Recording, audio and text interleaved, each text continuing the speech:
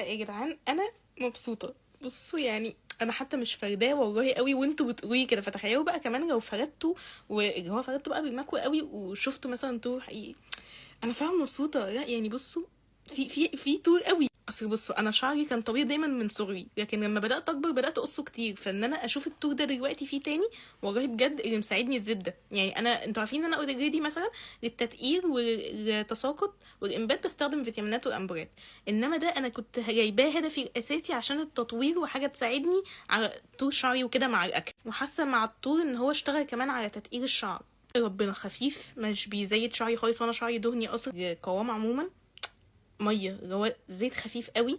والمشكله بقى مش في كده، المشكله ان شايفه الزيت الخفيف ده بقى ده 33 نوع زيت طبيعي، ف ميكس حلو قوي. اسم وصفه جدتي، هسيب لكم اسم البراند هنا. ويعني بجد انا مبسوطه قوي بالنتيجه. بحبكم، باي باي.